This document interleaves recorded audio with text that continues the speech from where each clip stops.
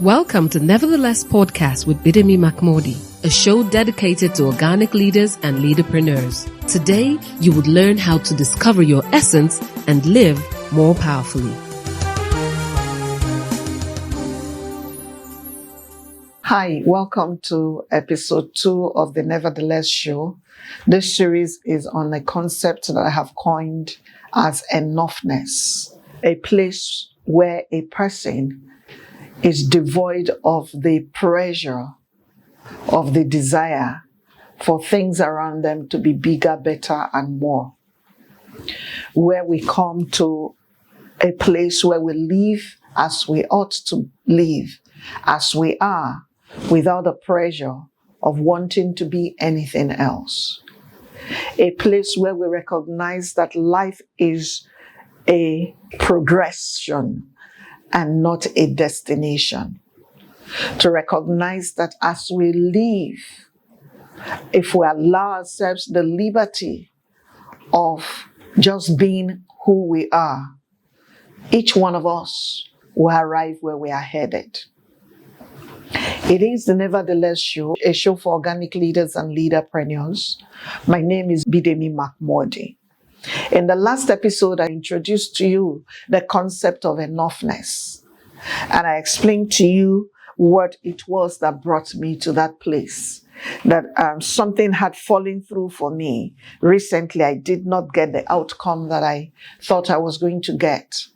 And it set me off on a tailspin. And I'm grateful that God is recentering me to help me see that sometimes the outcome is not the success. The process is the success. As I research so that I'll be able to bring you a robust episode today, I chanced on a poem online, and unfortunately I do not know who wrote it, but I'm just going to share it before I begin to talk to us about why we feel that we're not enough.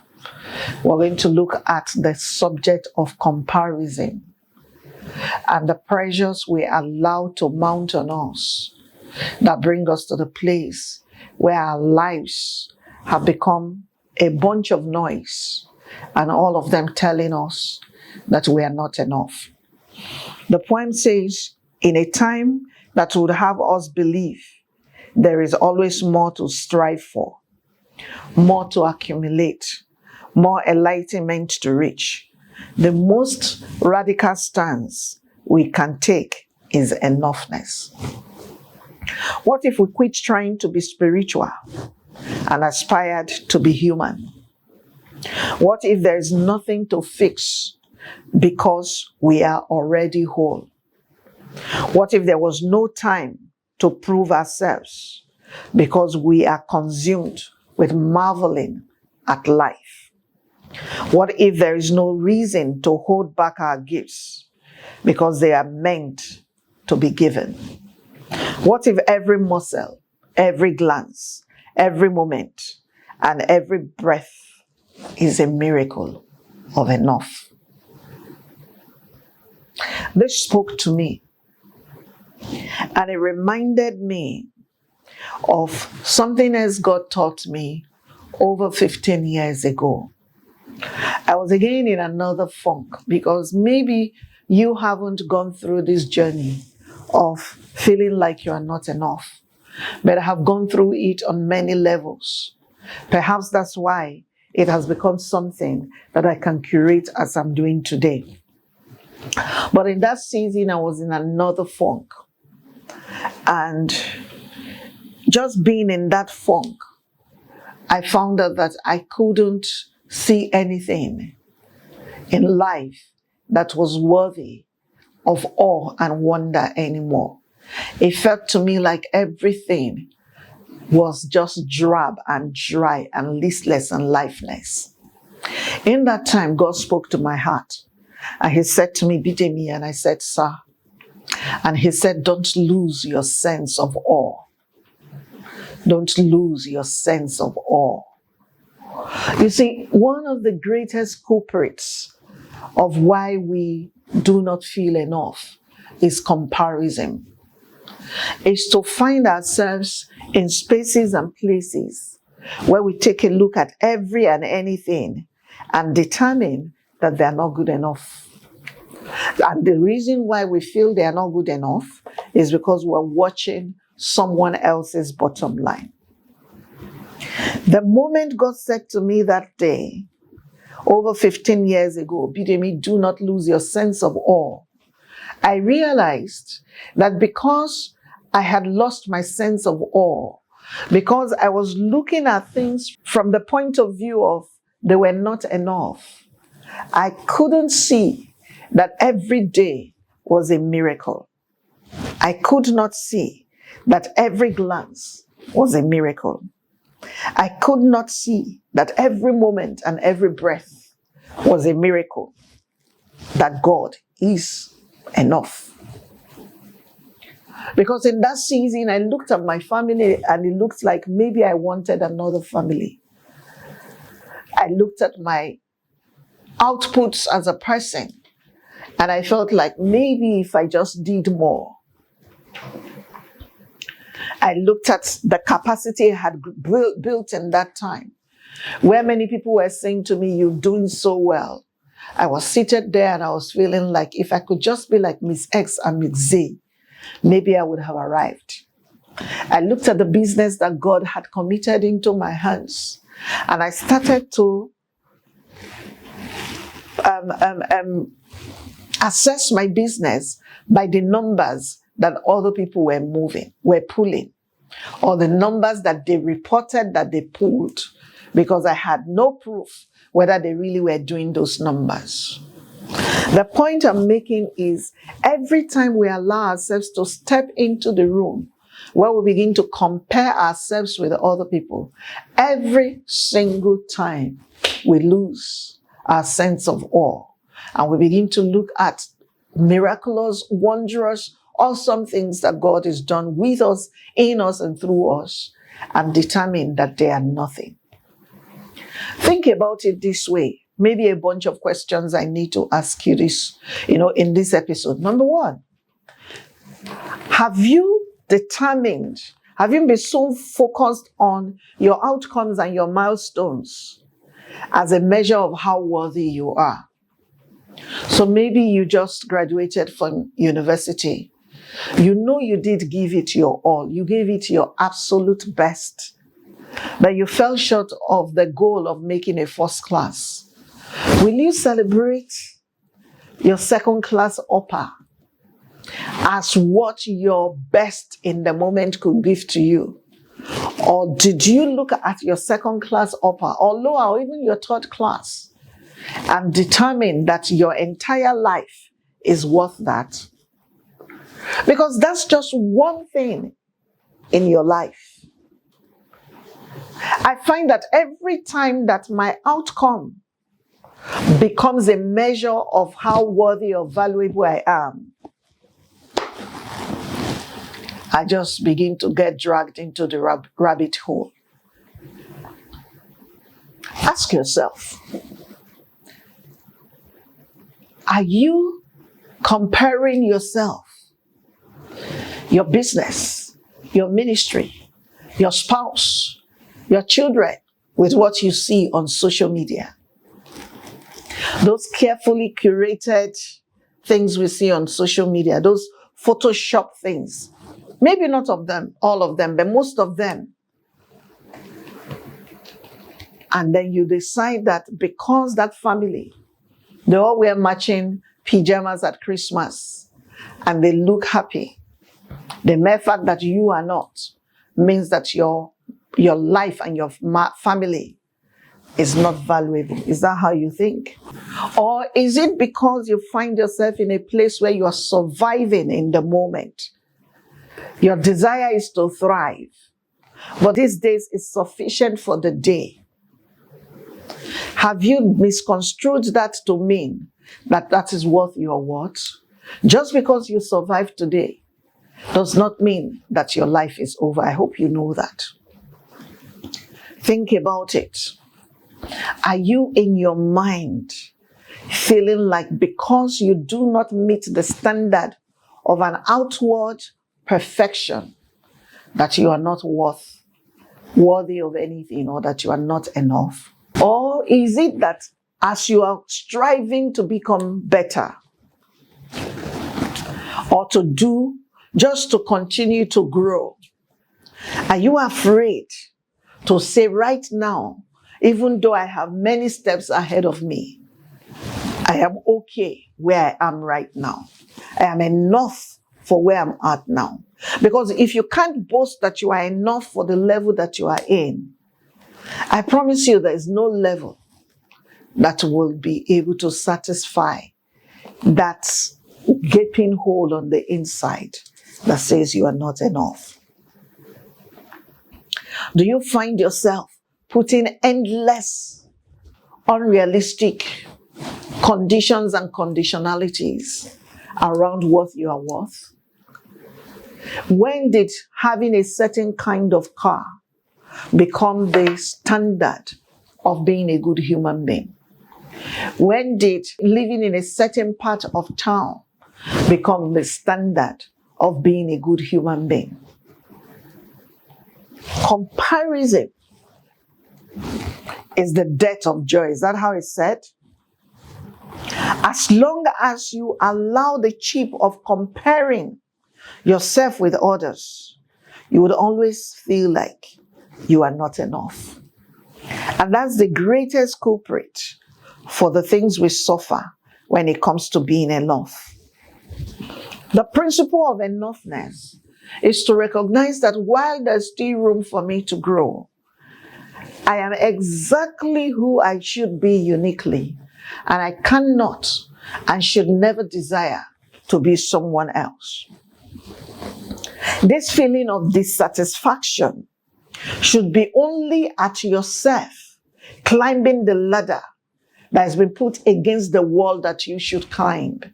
It should never be about going to climb the ladder that someone else has against another wall that has been ordained for them to climb.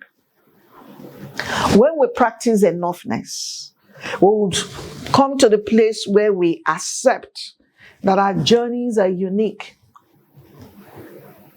and carefully curated for each one of us.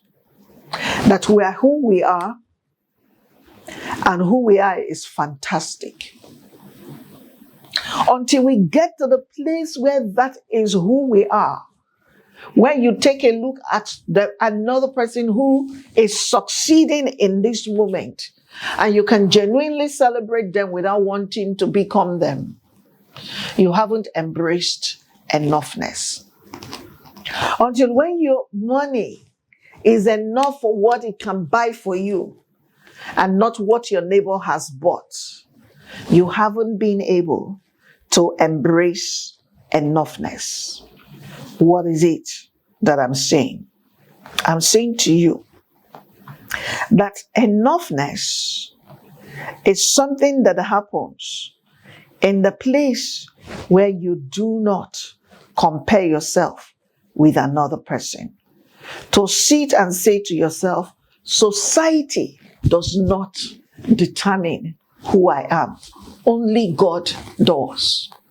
And if God in Psalm 139 verse, I believe it's beginning from verse 13, 14, and 15, thereabout, says to you that you are fearfully and wonderfully made, then, guys, that's the verdict. You are fearfully and you are wondrously made. Just because you are 4 inches, or so 4 feet 2 inches, does not by any stretch of imagination mean that the one that is 6 feet 7 inches is better than you. Just because what you've been able to achieve today is a first degree does not mean that the professor is better than you. By all means, if you want to be a professor, continue to work at it. But right now, the professor isn't better than you. And I can tell you this categorically because I know I've seen some very badly behaved professors. And I've seen some very, very good human beings in awesome illiterates. So your educational status is not how you are enough. I saw somewhere, and he said, if we allow the standard on the outside to dictate our value, enoughness will always elude us. If we allow the standard outside to dictate our value, enoughness will always elude us. To get to the place of enoughness, you must be the one that validates yourself. Nobody else can do this for you. Step away from cultural and societal standards and norms, the narratives that have filled your mind, and all you see when you take a look at yourself in the mirror is that you are not enough. Comparison would kill you. Step away from even the things you tell yourself. Absolutely no one reserves the capacity, the right to tell you that you're not enough. And as I've read my Bible, what I find is that I do not even have that authorization to tell myself that I'm not enough. I'm just only as good as who God says I am. I am exactly who God is called me to be. So what I feel is not who I am. My feelings are not me. They may be valid sometimes, but they are not me. So while I step away from societal and cultural parameters for me, I must also step away from personal standards that only align with societal expectations. The need to marry at 25, because society says you must be married at 25. The need to have graduated at 30, because society says you must have a master's at 30. The need to build a house at 40, because, so you have now decided and curated those things. They become your 10-year goal. And now you are in year 15, and none of them has come to pass. And you are feeling like, oh my God, my life is useless. Who told you that? It is time to switch off your own brain and tell yourself, I am who God says I am.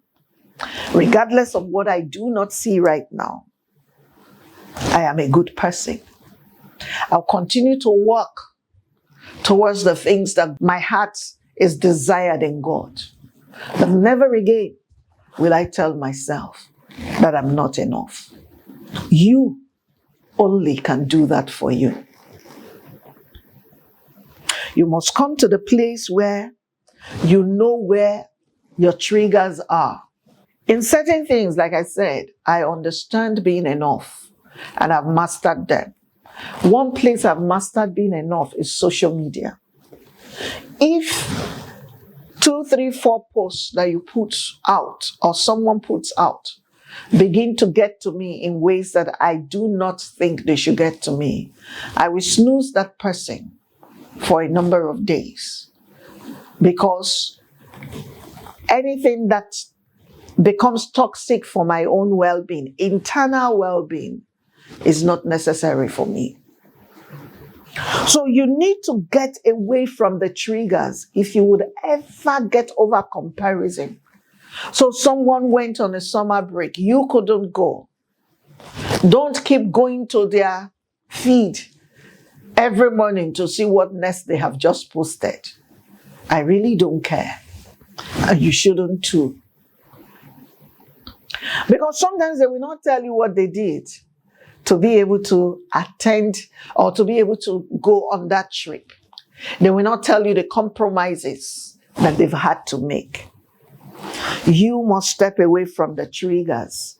You need to recognize, identify, acknowledge that these are the triggers and do your best to step away from them.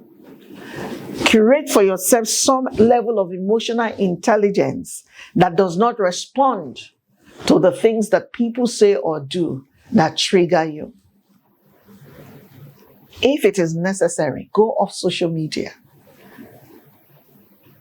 There were days in the past that social media did not exist and we still lived life. If all that social media does for you is trigger you, it is time to step away until the time where you master yourself to the point that what people say do not matter or does not matter, then you can come back. You have to make up your mind that I can choose to allow people excel in the ways they are excelling without feeling small about it. It is my choice. I can decide to compare, or I can choose to celebrate those who excel in certain things without putting myself on that same treadmill and feeling like I'm short, because I am not. Now, someone will say, isn't this the ostrich mentality? Burying your head in the sand, thinking that you are okay. No, that's not what it is. In my heart, I think that this is empowering yourself to choose right. To say, praise God, you're doing well. I celebrate you. I congratulate you. But I'm still going to go home today and sleep well, because I'm not on the same path as you are on. You must embrace to deal with comparison. You must embrace your own vulnerability, to recognize that some of us, as a matter of fact, all of us are not perfect in all things, all the time. Every single one of us has a weakness. And just because you do not see my weakness in the moment does not mean that you are not enough. You see, I have learned that some of the heroes that we have ascribed to ourselves on social media and those kinds of places, that if we would just have the opportunity to be in their space for a few days and a few weeks, when we come back out of them, having seen their humanity, recognizing that nobody is perfect. Someone went to Jesus to say to him, "Good master."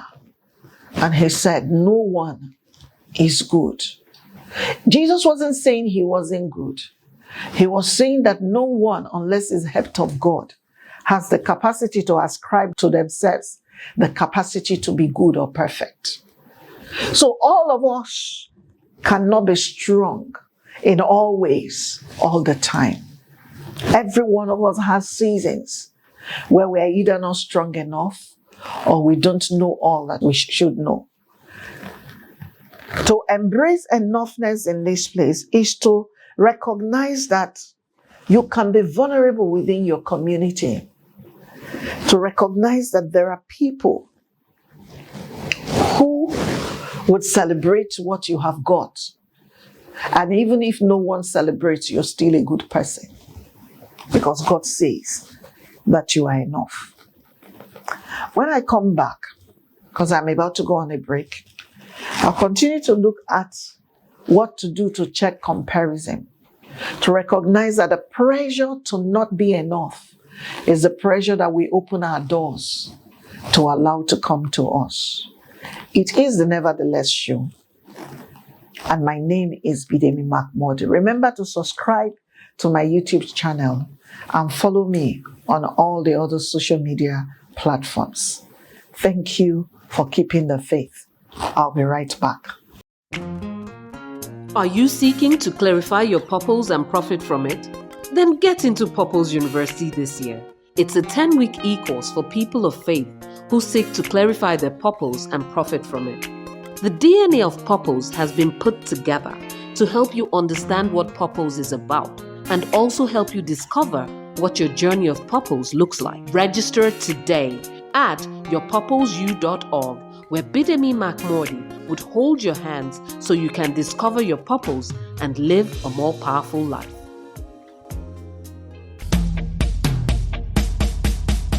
In a world filled with many fears and discouragement, life often becomes a burden. For those who know the way, life is just simple.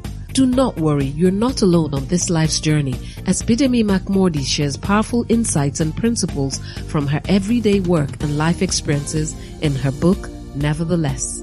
Nevertheless is a book designed to encourage and equip you to face life with courage, hope, and determination.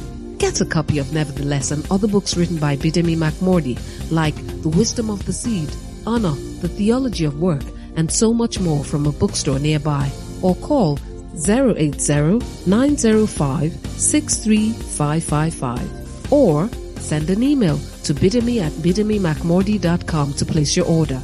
I guarantee you will make it. Nevertheless.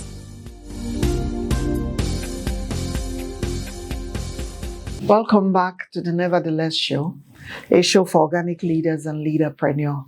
This is episode 2 of the Enoughness series. And before I went on the break, I was talking to us about why we find that we think we are not enough. I was talking about the sin of comparison. Comparison is a liar that says you will never be good enough. Comparison forces you to measure yourself with other people.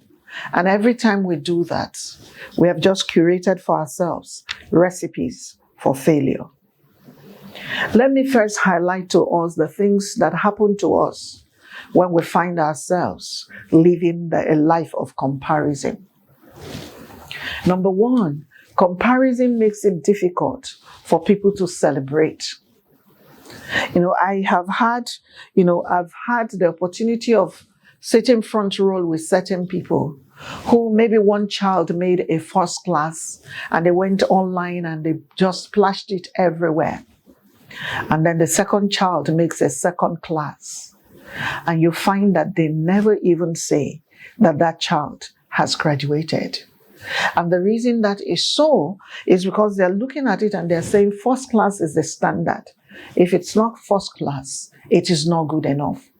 Every time you become a person who compares, you'll find that even when you win, you will not be able to celebrate. Because here's something that we don't take into consideration. It is the reality that someone, somewhere, might always be better than we are in something. And if that is the case, therefore, does it mean that every time you are not number one, you will refuse to celebrate? When we compare ourselves to others, we find it hard to celebrate the things that we should celebrate. Something else that happens is that we resent those that we should love. When we live in comparison, we tend to resent those that we should love. I'll share with you a personal experience. Many years ago, my younger sister decided to buy a car. And she asked I and my husband what kind of car she should buy. And because it was her first car, my husband suggested that she should buy the kind of car that I drove at the time. The idea was we were looking for a car that looked nice and yet was affordable when it comes to maintenance. So my husband suggested a same model and make of car that I drove at the time. The moment that happened, she said she would buy it. Eventually, we helped her find that car and we bought it. Then the car came home. Now, I am not exactly someone who is, I'm not very car conscious, let me say it that way. So as far as I'm concerned, a car is a car is a car. But my husband is a car buff. So when the car came, my husband started to tell me, the car is about the same, the mileage, just as good as mine, but that there was some particular differences in that car. My husband was just educating me. He told me that my sister's car had a steering wheel, that the steering wheel had leather on it. I didn't know that was a thing. And then he mentioned to me that my sister's home had alloy wheels. Mine did not. And apparently, when a car comes with certain kinds of alloy wheels, that car is more expensive. And innocent conversation my husband just had and walked away from me became noise in my head. And all I could see from that moment on was that my sister's car was better because it had alloy wheels and it had a leather steering wheel.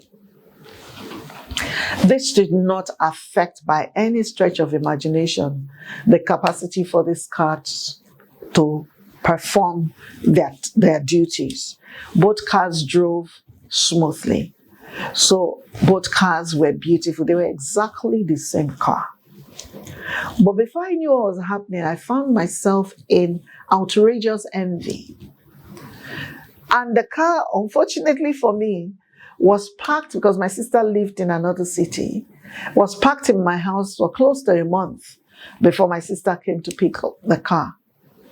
And every day that car was in my house, the moment I noticed, I now knew that the alloy wheels were different, that the wheels were different and the steering had cover was different. The moment that came into my consciousness, I lost the capacity gradually, just like a drip.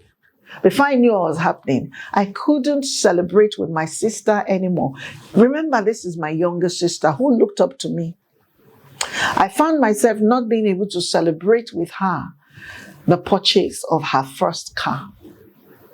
I thank God for God because He came and He course corrected me, and I had to do the work of repentance. And that's how I got saved from envy. Until tomorrow, I will no longer envy someone else.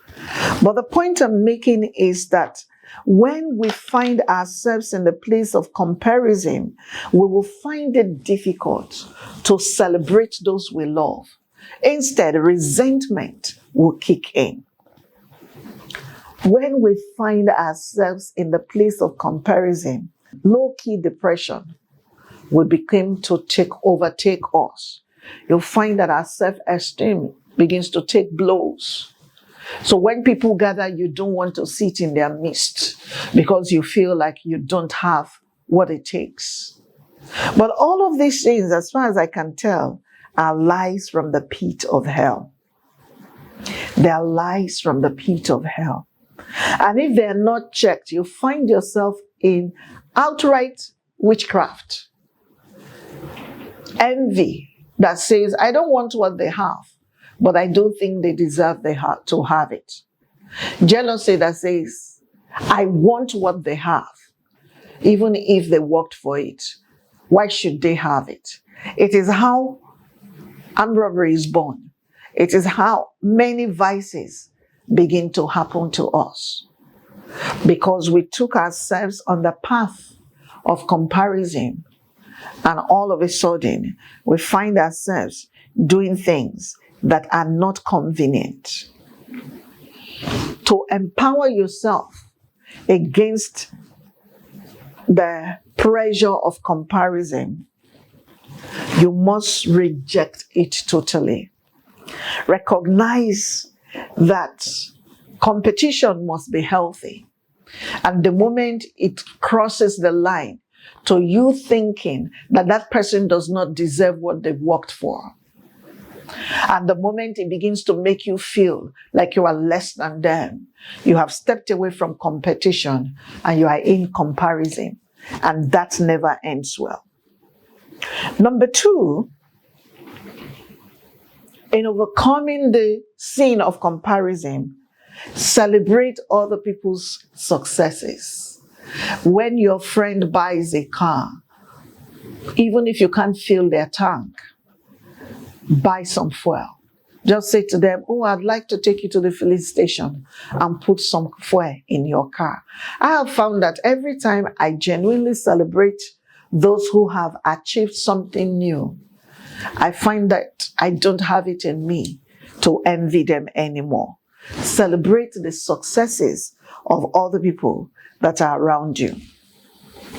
Train yourself to shut down negative talk.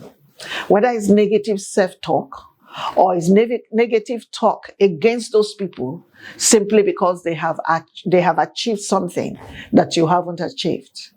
Because think about it, why do we think that everybody who bought a brand new car, well, not everybody, some of us think that everyone who just built a house and bought a car and went abroad Some of us actually think that it's because they're doing something fraudulent. Why can someone not work hard and God will bless them? So if we don't make the conscious effort to shut down negative talk, whether it's self-talk or projected at others, we will continue to live in comparison. Something else I would encourage you to do. Be gentle with yourself. Remind yourself that your journey is still advancing, that this is not your final bus stop. And as long as there is another day tomorrow, it is another opportunity for you to get better.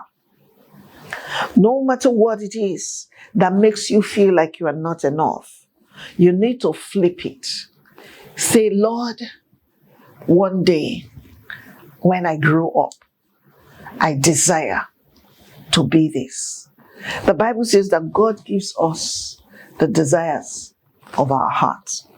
And honestly, if what you do is desire, and you ask God to grant you grace to work towards it, if it's in the cards for you, it will happen. And even if it does not happen, it does not make you less than those for whom it has happened. Finally, learn to compliment. Learn to compliment. Say, oh, your hair looks nice. And when you are complimented, learn to say thank you. A lot of us would deflect compliments because our internal talk is that we're not good enough. But it is time that when someone says you're doing so well, or you've done so well, that you can own what you have achieved in the moment and say thank you. Even if you say God helped me after that, learn to say thank you. Learn to compliment others and be open to receiving compliments. Because honestly, what I know by my over 5 decades of living on earth is that every one of us has something that is worth celebrating. Every single one of us. To excel in embracing enoughness, here's the key when you think about comparison. The key is to remember that your path is been laid out by God. And no matter what, your path is your path. And if you focus on your path and you do it well, God is waiting to say to you, well done, thou good and faithful servant. That's the applause that matters. Do not fall for the trap of comparing yourself with other people. It never ends well. I've come to the end of this episode of the Nevertheless Show. We've looked at the trap of comparison in episode 2. And I'm going to encourage you to listen and listen again. Do your self-audit and arrive at the place where you're focused on your path and you learn to say congratulations to others and say thank you when you are congratulated. Till next week when I bring you episode 3 in this series of Enoughness, may the God of heaven, may He be kind to you. Remember that you are potentially powerful and all it takes is for you to embrace who you are, the way you are. If Jesus tarries, I'll be here next week. And I would encourage you to subscribe to my YouTube channel and follow me on all other social media handles. If you have questions or comments on this series, I'd like to hear them as well. Thank you and God bless you. I'll see you next week if Jesus tarries. Thank you for listening to Nevertheless. For more information and resources, call 080-90563-555 or send an email to bidemi@bidemimark.com. Don't forget, discovering your purpose helps you live more powerfully.